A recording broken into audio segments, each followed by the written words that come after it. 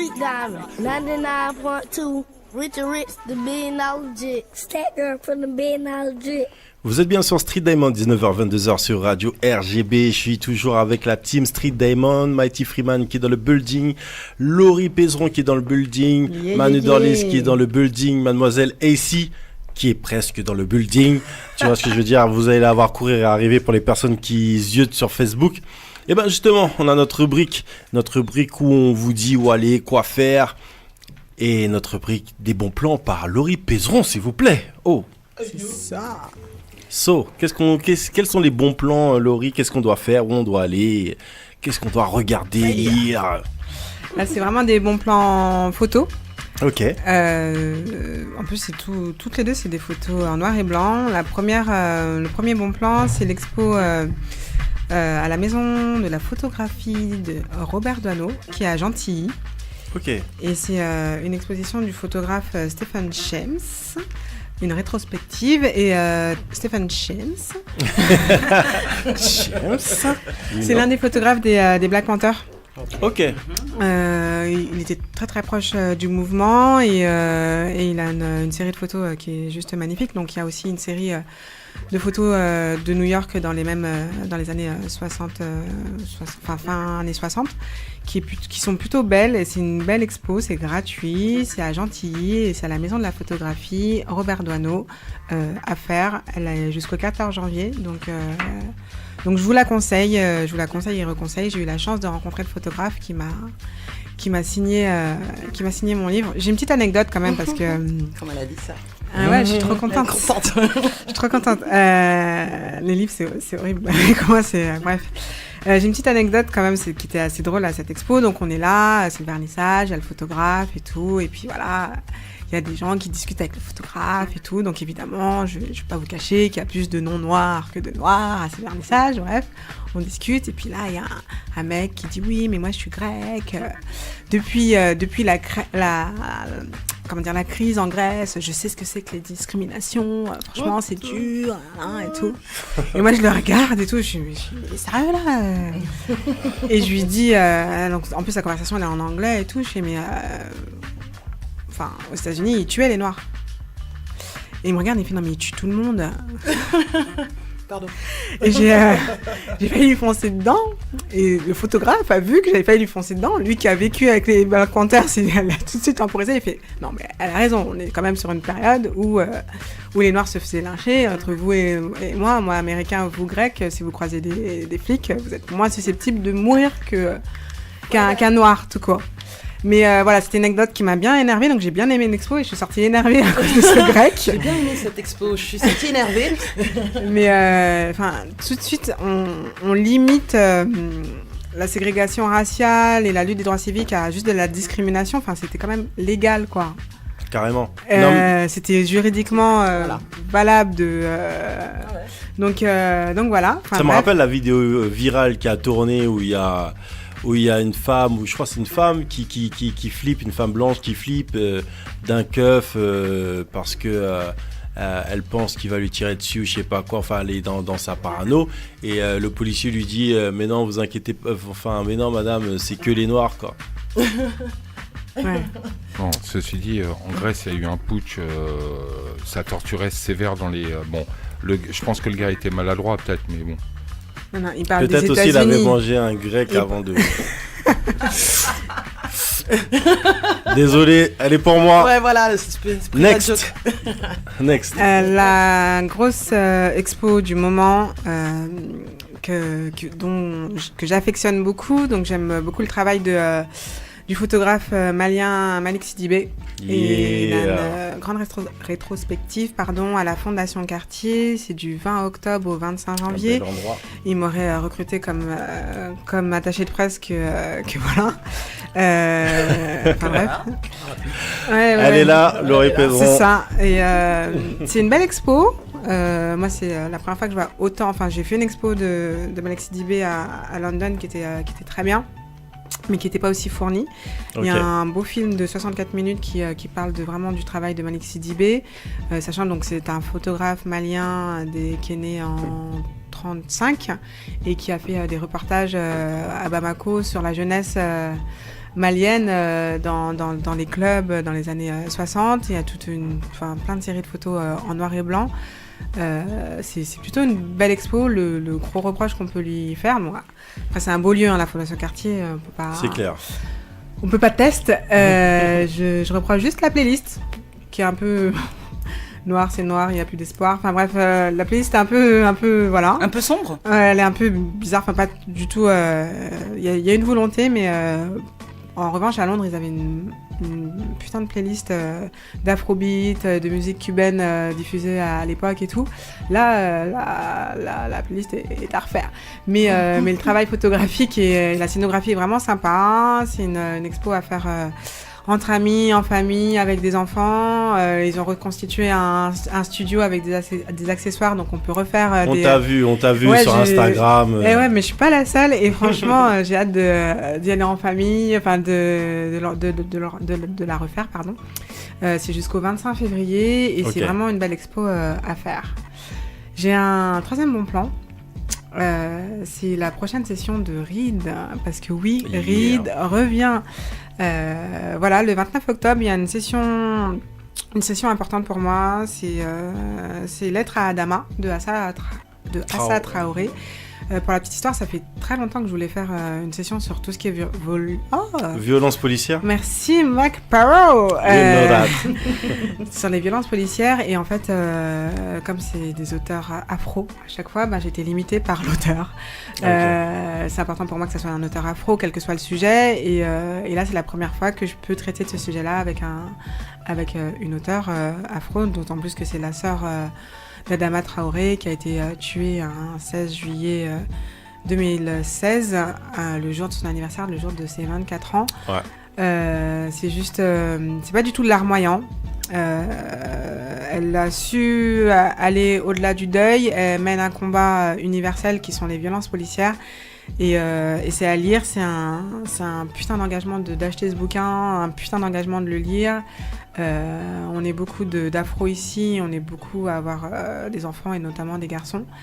Et voilà, c'est vraiment un bouquin qui prend, qu'on lit vite. Reed dimanche 29 Reed dimanche 29, et évidemment je révèle pas le lieu, il faut s'inscrire à contactreedclub@gmail.com. Vous allez sur Facebook, enfin voilà, si vous voulez inscrire, c'est assez simple. Pour le concept, Reed révèle son lieu à J-3 qu'aux personnes qui se sont inscrites. L'objectif, c'est pas de faire venir le maximum de monde, c'est de déjà lire le bouquin avant de venir et de se retrouver dans un lieu à chaque fois différent. Est-ce qu'on peut venir sans avoir lu le bouquin ? Bien sûr que vous pouvez venir sans avoir lu. Faut s'inscrire. Faut juste s'inscrire. Mais c'est important.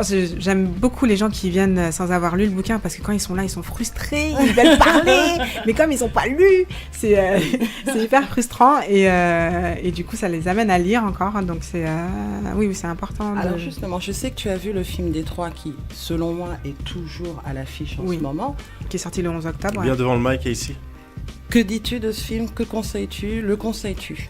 Je le conseille. Je conseille tous les films qui traitent des droits civiques et de ségrégation, qui sont. Tu la connais bien, hein ? Ouais, moi aussi.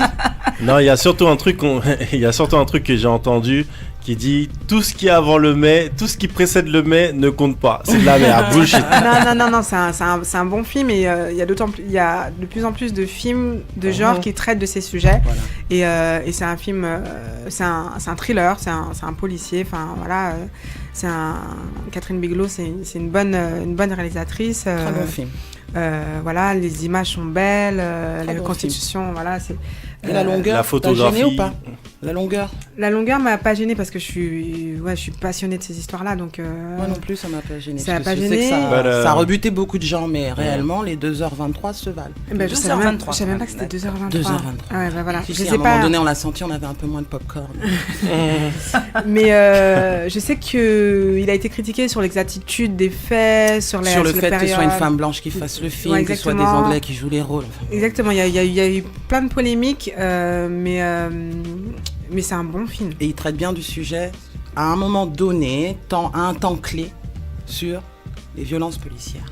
Donc justement. Exactement, et puis en plus, on se rend compte, voilà, années 67, mai 68 en Hexagone, mai 67 en Guadeloupe. Enfin, il y a tout ce mal-être d'une certaine partie de la société. Je suis hyper passionnée, excusez-moi, donc je perds mes mots. Oui. Arrive au même moment finalement. Exactement. Et blanc, noir confondu. Exactement. C'est ça qui est très bien dans ce film. Voilà, tout le monde est dedans. Exactement. Et l'injustice. L'injustice est prononcée. Ce film pourrait être. Alors ouais, il pourrait sortir aujourd'hui malheureusement. Voilà, ça pue d'actualité. Et je crois qu'il est sorti depuis le 11 octobre, il en sort. Oui, depuis le 11 octobre, mais ça, c'est des fêtes des années 67. On est en 2017. Ah non, mais c'est carrément. Et c'est des sujets d'actualité qui sont. Exactement. On peut faire du copier-coller tranquillement. C'est un des bons plans que j'avais zappé parce que j'ai déjà digéré le film. Je sais. Là, tu m'as obligé à remonter dessus. Et non, c'est vraiment un film à voir. Je sais qu'il y a beaucoup de gens qui vont me dire mais non, c'est pas un film, il est super, je le conseille. Voilà. J'ai eu plein comme toi, je suis allée le voir, j'ai appris les polémiques.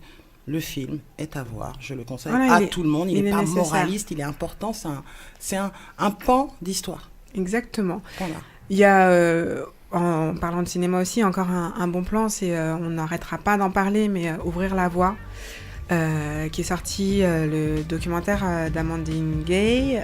Il y a plein de sujets sur lesquels je suis pas d'accord sur le contenu et compagnie, mais je souligne vraiment la démarche, le combat qu'elle mène, s'autoproduire, s'auto-distribuer.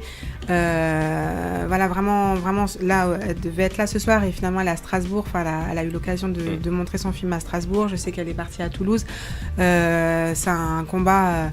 Ça ouvre les imaginaires, ça ouvre les champs des possibles pour les générations futures. C'est ce dont on parle depuis le début de l'émission. Donc c'est important, même si... Identifier et voir ce qui se passe. Exactement. Et même si, en tant que personne, et c'est complètement personnel, il y a plein de sujets sur lesquels j'adhère pas. Et ça ne tient qu'à moi. Bien sûr. Donc c'est aussi important de dire tout ça. Allez, on va aussi big up Quartier Lointain, forcément. Donc il faut suivre, il faut aller carrément sur la page Facebook de Quartier Lointain, suivre ce qui se passe parce qu'il y a pas mal de choses qui se passent, pas mal de choses qu'il faut suivre justement et booster, qui est du cinéma aussi d'ailleurs parce qu'on a l'habitude de voir trop souvent d'aller voir les grosses productions alors qu'il y a pas mal de cinéastes de talent qu'on ne connaît pas.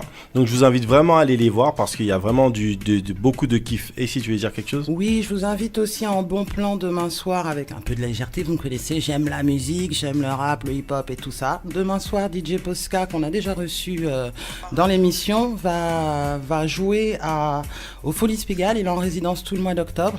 Donc allez-y, c'est bon éclat de bon enfant, hip-hop et c'est 10 € l'entrée. Mais si vous allez sur l'événement Facebook et que vous postez un son en disant que vous voulez y aller, votre entrée sera gratuite. Ah, c'est trop fort ça comme concept. Sympa. C'est très gentil. Sympa. Moi, je voulais parler d'un bon plan mais qui a déjà eu lieu, j'ai le droit. Vas-y, dis-nous que c'était bien. Un post-plan. C'était génial. Un post-bon plan. C'est un post-bon plan. C'était la projection de Karukira le Doc, de Marca. N'est-ce pas, on va lui envoyer un big up. Big up à Marca parce que vraiment, tu m'as bluffé avec ton documentaire. Le public a suivi, les échanges étaient concrets. Riche, et ils avaient un level. Oui, et je suis sortie de là STB. C'est vrai que la salle était quand même remplie. Ouais. Elle était carrément archi remplie, par rapport à la capacité aussi, mais j'ai trouvé que Marca est resté fidèle à lui-même et surtout son documentaire que je n'avais pas encore eu la chance de voir m'en a mis plein la vue et a ouvert, comment dirais-je, ma conscience sur vraiment la réalité des choses et en Guadeloupe. Oui, tu peux du coup dire ce que c'est Karukira ? Ah oui, hein. Je t'en prie. Alors Karukira, c'est un documentaire réalisé par Marc-Alexandre Montou. Qu'on a reçu sur Streetdame. Hein. Exactement, qui fait un état des lieux sur ce qui se passe en Guadeloupe aujourd'hui. Autant parce qu'on parle beaucoup de violence, c'est l'un des départements français le plus violent.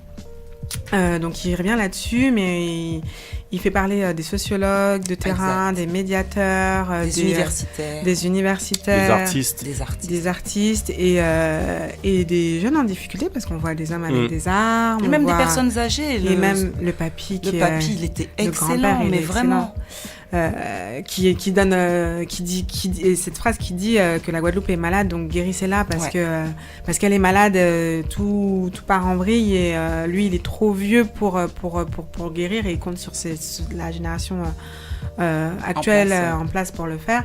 Je tiens à dire quand même que sur cette projection, on n'est vraiment pas dans des conditions de cinéma et que du coup l'image était moindre. Oui, c'est ce que j'ai cru comprendre, ouais, mais ça ne m'a absolument pas gênée. Exactement. Alors moi qui suis, voilà, ça m'a. Mais il y a des super beaux plans en drone qui sont je les ai magnifiques. Vus quand même. J'ai pu les apprécier quand même. T'inquiète pas. Et du coup, il montre, il parle de la nature, il montre vraiment la Guadeloupe dans sa splendeur. Non, mais attendez, si on l'a loupé, mais comment on fait nous maintenant que vous parlez de ça? Moi, je fais un appel à Marca parce que ça fait depuis 2013 qu'il traîne son film et qu'il a du mal, il a des droits et tout. Et il fait des projections, mais c'est un projet très très lourd pour lui, donc dès qu'on lui parle d'une projection, il fait mais vous savez pas depuis quand je combat dessus. Il a quand même fait le Canada, Londres et d'autres pays. Je crois qu'il était à Haïti aussi, il y a pas ou en Jamaïque plutôt.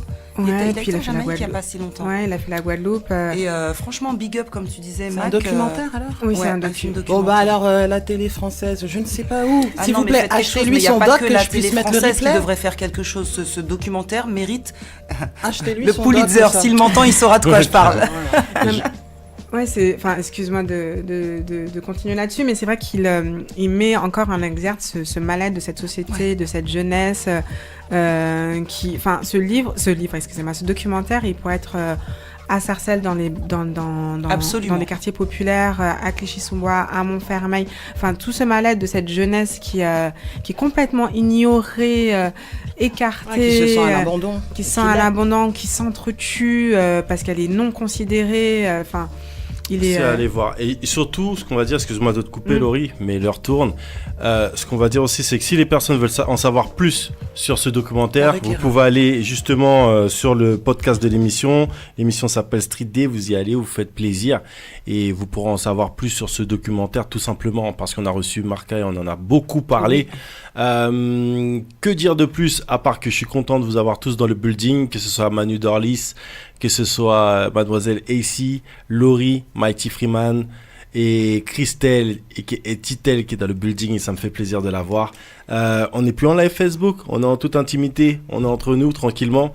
On va rappeler aussi aux gens qui nous écoutent via le radio-rgb.net ou via le 99.2 FM, ben c'est cool parce qu'on est en intimité, donc la semaine prochaine, le site Street Diamond sort, vous pourrez nous écouter directement depuis le site streetdiamond.fr. Donc voilà, c'est dit, c'est fait, allez-y, et on partage en plus notre site avec un autre podcast qui s'appelle Conlambi Musique Jodi, donc avec mon pote EDS. Donc vous aurez aussi d'autres contenus, il y aura aussi des articles de notre grande rédaction. Laurie. J'ai oublié de dire que c'est le mois du créole, donc en cas essayer faire une petite phrase en créole, on est un petit accent parisien, vraiment désolé. Try it. Non mais t'as raison, on y raison. Donc voilà, big up, c'est le mois du créole, Big donc nous kaba tout le monde Big Foss. Bah. Ça obligé, c'est important. Donc autre chose à dire, c'est que on revient la semaine prochaine, on revient avec Stéphane Castri. Si. Waouh. Donc ça va être du très très lourd parce que son album est juste jazzitude. C'est de la lourdeur lourde. Tu sais qu'ici on passe de tout, mais on passe surtout ce qu'on aime. C'est ça aussi le principe de l'émission, n'est-ce pas? Et on aime ce qu'on passe. Et on aime ce qu'on passe. Bah oui. Et on va continuer, on va finir du moins tranquillement avec un beatmaker qui s'est pris dans un jeu. C'était de remixer un son de variété française. Donc il a pris un son de, je crois, Julien Doré qui s'appelle Coco Caline. Et ce beatmaker qui s'appelle Stenza a décidé de remixer ce son. Et on va terminer tranquillement avec ça. L'émission s'appelle Street Diamond. Je vous dis à la semaine prochaine en live Facebook et sur le site Street Diamond. Peace. Bye bye. À bientôt.